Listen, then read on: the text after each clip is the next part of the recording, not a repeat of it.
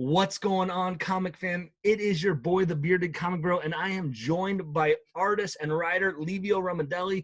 Thank you so much for joining me on my show today. Thank you for having me. I'm excited to talk to you.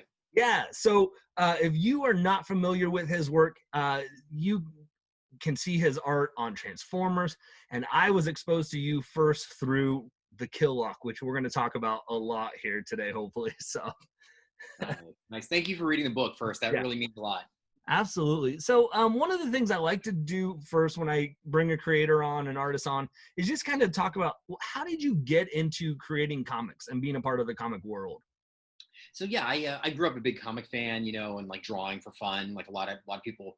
I had two really lucky breaks happen to me. One is when I was finishing, I went to art school. As I was finishing that, I was kind of studying concept art because I thought I would get hired inside like a video game or a movie company, and that was kind of a safe way to make a living. I didn't know if you could do comics full time and make a living unless you were like a superstar. And then ironically, Jim Lee, who was like one of my heroes, ended up hiring me. So I was in-house at Wildstorm DC Comics working on the DC Universe video game. So I was doing concept art. I wasn't really doing comics, but that led me to start doing comic book conventions and Artist Alley. And then the second big lucky thing happened to me was Chris Ryle, who was an editor at IDW. He walked by my table and he saw my samples and he was like, "Hey, you should submit to Transformers because I see you like drawing Transformers." And then, like, I'm abbreviating things, but that's basically two really giant, bits of luck I had. And then that's led to over 10 years now of doing comics. Nice. So you said you kind of got noticed by IDW for doing drawing Transformers. So you were kind of drawing Transformers before you got onto the book. Yeah, I was a huge fan growing up. Like that was like that and like Star Wars were like two of my favorite things. And then so I was just had like Transformers drawings out on a table at Artist Alley for fun. And then they were like, "Would you be interested in submitting?" And I was like, "Of course!" Like, so and so that led to years of Transformers. And then and the Kill Lock kind of was a natural step after that too. Right. So while we're talking about Transformers and art a little bit, then what was it? What drew you to drawing Transformers? Because I know, like, I feel like drawing Transformers and you do robots and Kill Lock, like that's a very distinct style and art form that, a lot of people are like, "Oh, we draw superheroes, we draw people." Sure. Yeah, I found, it's kind of like two camps of artists. Like there's people that are really good at drawing like Superman and Wonder Woman. And that to me is much harder. Like drawing these perfect figured human beings. Like I'm much, much better at drawing a robot. It's all gritty and battle scarred. I just kind of gravitate more toward that. Like I'm a big sci-fi guy, Okay. So I think that's where it came from. So yeah. If the robot's dinged up and messed up, it doesn't really matter, right? Yeah, exactly. Yeah. That's so cool because you noticed it. Like, and what I like is, I said I got drawn into your stuff from the Kill Lock, reading that. And then I started to dabble into some more of your stuff, looking at Transformers. And you have a very distinct art style, I think, when you are drawing. And did that kind of just come out from your love of Transformers? Did it come out of kind of what you learned in art school? Where did that style kind of come from? I think it's like a mix. I think it is like the Transformers series had a big impact on me. Movies for sure, like Blade Runner, like studying that over the years, like just the way the light is used in the atmosphere. I think when I first started drawing, I thought I was just going to do like black and white pencil and ink. And then I got really into Alex Ross in high school. And I was like, oh man, like the way he uses color and how much color can shape a scene. I really got interested in doing that. And so, now I just do the whole thing. That's awesome. That's so cool. So, like I said, I'm a big fan of Kill Lock. Got the books behind me. If someone is watching this for some reason have not read the Kill Lock yet, have not read it, give them an elevator pitch. Kind of tell them like what it's about. Sure. I've been saying it's a bit of a kind of an R-rated Pixar movie where it's the story of these four robots from very different classes of their society, who are linked together in this form of the death penalty, where if one of them dies, they all die. But the conceit of it is that like there are four classes that would never normally mingle. So you have this psychopath, you have an addict, then you have a really kind of noble soldier and an innocent kid. And it's the story of them trying to find a cure to separate from each other while staying alive. Yeah.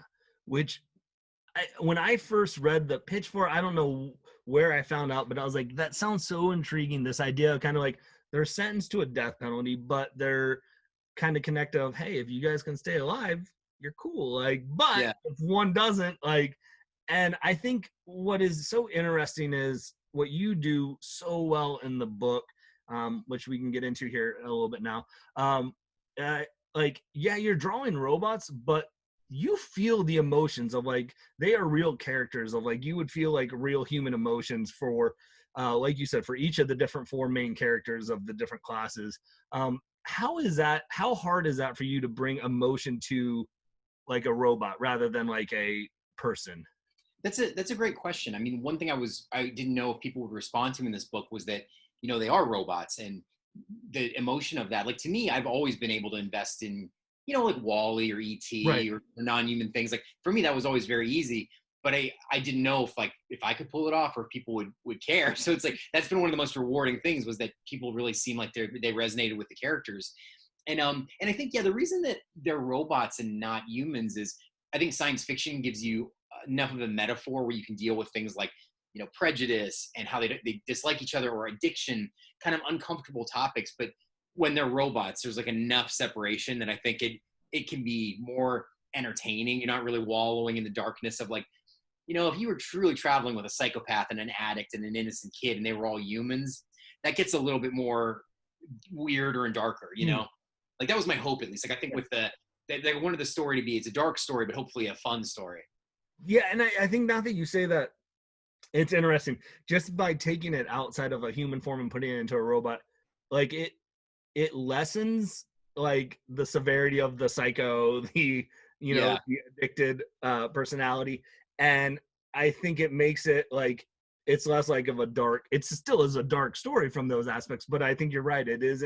I never would have thought of it like that. That's a really interesting perspective. So Yeah. Well, I think it's kind of like how, like, for me, like, I studied a lot of like Star Trek growing up, and they also had the same themes where they would talk about peace treaties, and it was referencing things on Earth that between different countries, but they would make it the Klingons or they right, Romulans. So it felt different enough that you could do stories on it that wasn't so connected to, current news. yeah, So that's yeah. cool. Yeah. So your before Killock, your basis I know was art. Did you do writing beforehand, or was this kind of your first foray into it? This was my first major kind of foray. Okay. Like, I've done some sort of uncredited writing on Transformers. There was a Okay. couple like lines and stuff or plot points I would do, and just to kind of get familiar with it. I was always really interested in writing. Like, I read a lot my whole life, and I'm really interested in storytelling in movies and in like comics. But yeah, I'd never done something like this scale before in terms of projects. So I think it was in the back of your first issue. You kind of wrote a letter of, and maybe it was there, maybe it was another spot, but where you said that you wrote this and you created this comic before you like kind of took it to the publisher, like, and Yeah, said, well, it's pretty. someone interested. Yeah, it's pretty ballsy to do that, because if they say no, like, I I felt like there were a couple reasons I did it. One, it was sort of because the nature of creator-owned books a lot of time is like you're not getting paid to do them unless you get in a big advance as like a superstar. So I was like chipping away at this thing over a couple years around the other Transformers stuff I was getting paid to do. And I really enjoyed it. It was kind of my like oasis of like really a fun project that no one knew I was making. And then I just got so much deeper into it. I was like, I could just finish this and then pitch it. So by the time I pitched it, like, it had even been lettered. Like, I paid a letterer to letter the whole book. So it was done, when IDW greenlit it. So that was great too, because it's like, then they can ensure it comes out on time because all the work's finished. Right. So There's no issue of that. You're like, listen, here's an idea I've got. It's also drawn, it's also written, it's also lettered. You guys yeah, just gotta put it out. yeah. So it felt like a win-win, and like I was really thankful that they agreed to greenlight it. But yeah.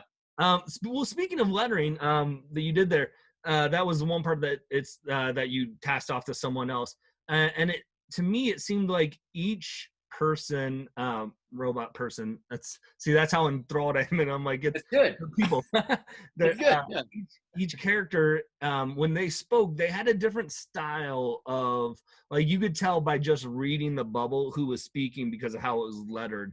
Is that Cool. it seemed like it to me at least. Was that kind of, do you feel like, was that something that you had a say in, or did you just kind of like give free reign when you do lettering? It depends. I mean, it's some characters like the Wraith, who's the Yep. soldier type, like, he definitely speaks in a very different font. Like, I remember Tom Long lettered it, who did a great job. We worked on Transformers together.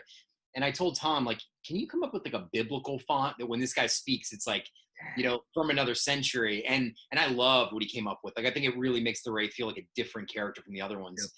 And it depends. There were some characters I debated making everyone really have different fonts because I don't know if you've ever read like Astro City. I Like, haven't. No. I read it years ago, but it's cool because tons of characters speak in different fonts, and I like that. But I felt for this story, it's like since they're already robots, there's already enough weirdness. I was like, maybe I'll keep most of them just standard bubbles and like Right. the Wraith and a couple of them speak really differently. But yeah, Yeah, I think at least the 4 characters, it feels like those 4 main kind of have their own, and then everyone else kind of is the same. Yeah. A little bit, which is interesting. Yeah. Another aspect that I really liked about the book was something that you added at the end. I'm assuming you were the one that added it. You had a clinical psychologist kind of talking about each of the, it was 5 characters because the one who created the Killock too, the creator of the Killock, there was a thing about that. Where was that kind of basis for that? So Dr. Dre Letamendi is the psychologist that wrote those. She's really well known she's a professional psychologist, but also very well known in like sort of the nerddom world for doing profiles on Batman. She hosts the Arkham Sessions podcast with Brian Ward, which is awesome. It's like they cover every episode of the Batman animated series from a psychological perspective. It's really cool. Wow. And I was a fan of that podcast. Then I became friends with them. We happen to live in the same city. And she's really, really good. Like when I was first working on this story, I remember sitting down with her for a meeting and I was like, I have this concept for like an addict and a soldier. Like, I just wanted to make sure the themes felt like real, from someone that deals with that.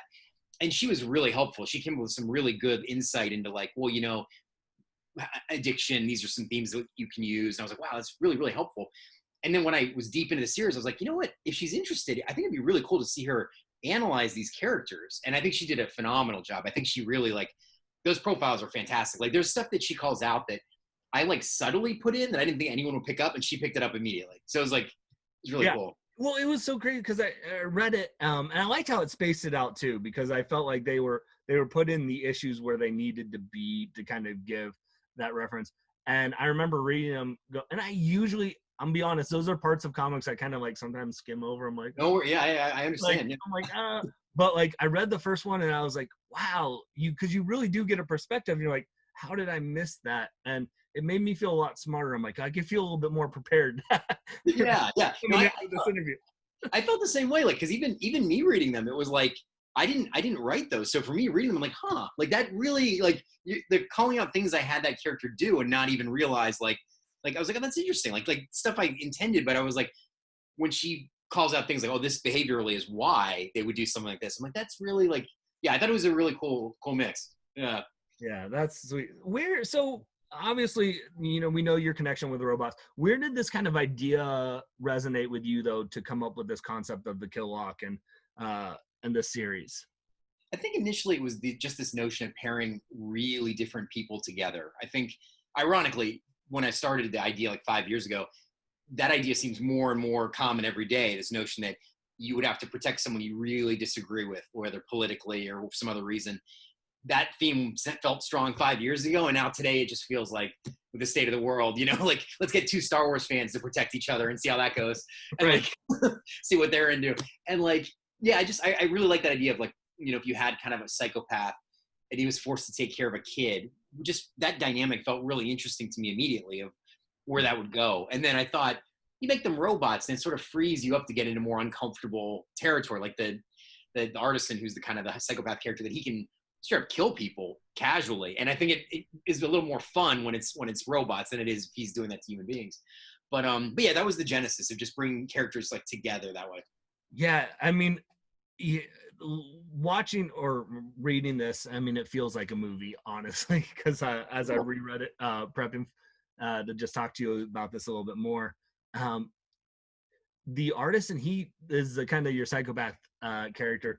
He just really is one of those guys, like nonchalant, like I'm gonna do this and show you how it's gonna happen, and just takes out like 4 or 5 people, or like, oh, I lied to tell you guys this, but this is what's gonna happen, and they're all gonna die, but you can't worry about it. Like, it just is so nonchalant about it, and you're like, it made him such a more interesting character. And I think it's interesting that you said like it almost lessens the darkness of it because it's a robot. Like you're like, because otherwise you'd like reading it, and if it were humans, you're like, oh my goodness, like Yeah. Yeah, that character I had a lot of fun writing because the idea that he has no filter, the way that yeah, the rest of us are all our day long is a filter or being polite and stuff. And with him, it's like he literally just does whatever he wants to do. And then when he finished the series, you realize that, not only was he doing whatever he wants, he was also concealing a lot of what he intended to do. So I thought that character was a great sort of contrast to the Wraith, who's a very kind of noble and honest, kind of polite, even though he brutalizes people in his own way. right. That bringing those two together, I thought was an interesting idea because they both kind of, even the way the artisan speaks, he's like very profane and everything. He's sort of a different world than like the Wraith is. Right. But the Wraith is like you said, he almost seems like comes across like that gentle giant. Like he's like, Yeah. I'm not going to unless you deserve to get messed up. Like, but Yeah. then like if you're bad, all right, I'm gonna destroy you, and it's gonna be painful and brutal and Yeah. Yeah. That was my idea too, because the Wraith is sort of like a Optimus Prime or Captain America, kind of cranked up a little, where they're very noble, but they will kill you if you're like an enemy combatant and you're being horrible. Like they will brutally kill you. I love that moment in the first Captain America movie where he establishes that he doesn't want to kill anybody. He doesn't like bullies. right. I think it's great. And then later on, you see him throw like a Hydra soldier into an airplane, like airplane propeller, and I'm like, that seems like a real soldier to me. It's like he doesn't want to be doing this, but he'll do it. Like if you push him, push comes to shove, he'll do it. Yeah. He doesn't want to. So Yeah, definitely. Yeah. So is there, I guess, do you envision this wrapping up with the 6 issues, or do you, because I mean you definitely left the world open to explore more. Is this something that you want to explore more, you're looking at exploring more, or? That's a great question. So when I first completed the 6 of them, I was like, I didn't know if anyone would like this. I didn't know if anyone would read it. So I was like, if it's only ever these 6, I wanted the ending to be kind of contained enough. Yeah. But I also really wanted there to leave room, and then if people liked it, to be able to, because I really like the characters. I grew to really enjoy the world. And yeah, I will say, like, during quarantine, I've been kind of working on what I think the next one would be. And that's been a really good project to have. It's just, I started writing out ideas when I first got the green light of the Kill Lock going forward. I started writing like just casually what the second one would be about, the second series, and that's been a blast. So I'm still not sure if I'll do that immediately, but that's certainly something I would like to do. Yeah, you're right, because it definitely, you can read the 6 issues and you can be satisfied with where it ends and concludes. And honestly, I had an idea of where it was going, and then you flipped the script on me, and I was like, "Whoa! I did not see that." I think like issue 5 or 6. I'm like, "Where are we going now?" I was not expecting this. So good. Yeah, that's good. But yeah, it's satisfying in those 6. I think in the 6 issues, but it definitely, if you are a fan of those 6 issues, there is a part of you going, "Okay, I want to see where this goes now." Good. I hope so. That's definitely what I hope. And thankfully, like, thanks to you and everybody for reading it. Like the response has been really, really nice. Like I truly had no idea people would respond to it, but it's been like really a positive experience. So I guess a little inside question then for you is it different now that, because I know when you wrote the first, that you were doing it like, I'm just going to do it as a passion project, and if it gets picked up, it gets picked up. Now that the first got picked up, is it a little different process now for you of writing? A bit, because I think even when the first issue came out, those characters had lived in my head for so long, and it was really only me and Tom Long, the letterer, that knew what we were making. And now once those issues came out, I was seeing fan art and people openly telling me they were worried what was going to happen to the kid. I was like, uh-oh. I was like, now that these characters have gone out to other people responding to them. So I have a bit of that in my mind about the second one, where I feels like there's more, I don't know, more pressure, but just more like you want people who enjoyed the first one to enjoy the second one. Yeah. So yeah, it'll be interesting to see. I mean, I've never been in a position to, because when the first one came out, there was no expectations, but Right. now you deliver a follow-up to something and it's like, I hope people like it. So Well, I mean, that's kind of the truth, right? Like when you have, like, if you're reading a comic and there's an established character, in comics, like you're like, you expect your Batman to do this. You expect your Optimus Prime to be like this. When people first read the Killock, they didn't know the characters, but now they're like, okay, I expect the artisan to be like this. I expect the kid to be like this. And so it probably changes it a little bit, because then people are like, they have their passions of like, you better watch what you do. It's true. I mean, I think when the series first came out, no one had heard of those characters, obviously. So Right. there's no pressure. It's not like when you write an issue of Batman, there's already all these fans waiting to like go at you. But now it's like these characters are kind of out there. So I mean, we'll see. Like it'll be, because it's also the idea of introducing new characters. Because the sequel would have some new characters. Yeah. And then it's like hopefully they get responded to. So Yeah. And yeah. one of the cool things I saw too is that you mentioned fan art and stuff. Like you put fan art in the back of the issues that people, was that just like something, where did that idea, like you're just like, you want, because they were really cool fan art. Yeah. So some of they're on social media, I shared fan art, which was actually like the readers. Okay. The ones that are in the book are all kind of published Okay. artists. Those are, okay. So, because they were, I mean, like you said, they're really cool pieces. I mean, like, yeah. So a lot of them were friends I knew from working on Transformers or just my office buddies. And it was something I thought would be fun because I remember it used to be more common in comics back in the day. You get like a really cool pinup in the back. Yeah. From other artists. And I love the idea of other people interpreting these characters. So I thought that in the psychological profiles gave you some good bit of stuff in the back of these issues. Yeah. And yeah, it was a blast to see because it was a lot of my close friends were very generous with their time to donate stuff. Yeah. So. Yeah, and that's so it was just interesting to see that, and to see then how was it balancing writing it alongside with drawing the art compared to just doing the art when it comes to a book for you? That's a really good question. It was my first time writing like something this big, so I found like there was sort of more pages I wanted to write than I could fit in because I grew to like these characters and I'd be like, oh, it'd be really cool if the artisan goes here and stuff, right. And then eventually you just have to trim it down to a certain number of pages. And so, which was funny because it's like, no one's really forcing you to, there's no editor telling you to cut it down. It's just you personally with the story, it has to fit into these certain amount of pages. And yeah, that was kind of the struggle is like, you want to have the big money shot action pages, but then you also want the character moments. And before you know it, like a 22-page comic gets filled up really quick. Right. So. I don't want to take up too much more of your time as we're wrapping up here. One of the things that I noticed as I was prepping for it, you have a YouTube page where you did some audio commentary of the issues, which I wish I would have. I'm glad I didn't because now I want to go back and check it all out and see more of what you say. Yeah, no, thank you for mentioning that. Yeah, like I'm a big movie fan and like listening to the director commentaries, I really love. Like I've learned so much about storytelling from those. And I was hoping like, man, if people get anything out of that, I'd love to share. So yeah, if you just go to my name on YouTube, you can find audio commentaries for the whole issue. Yeah, and I'll put anything we talk about, social media links, YouTube, Instagram, how they can follow. I'll have that all in the video description as you guys are watching this. So as we're wrapping up here, is there anything that you're currently working on or that you're, upcoming projects that you want to talk about or share that you could share or anything? I am working on stuff. I hate to give that answer that I can't really talk about. No, that's a fine answer. Yeah, all right. No, that's fine. Yeah, no, I mean, just the biggest thing is the Killock, the issues are out, but the trade paperback comes out in November. Okay. You can pre-order it now. It'll have all the bonus features of the current issues, plus some new sketch pages by me of behind-the-scenes stuff. So, awesome. Yeah. Well, thank you so much. And as we wrap up, I just want to give you, where can people, if they are, watch this interview and they want to follow more of your stuff, how can they find you? Oh, yeah. You can find me on Instagram and Twitter at Livio Ramondelli. Instagram is where I'm most active on. I post almost every day, and that's I interact a lot there. Twitter also, and those are the main ones. And then YouTube also, Livio Ramondelli. Awesome. Well, thank you so much. Like I said, if you guys are watching this video and you have not read The Killock, do it. Like, you're not going to be disappointed. So thank you again so much for tuning in, and thank you, Livio, for joining me. I appreciate it. I'm thankful for you giving up a little bit of your time to be on the show. It was great speaking to you. Thank you for having me. So, and as always, I hope you guys can find some time to curl up, grab a book, and nerd out. Peace.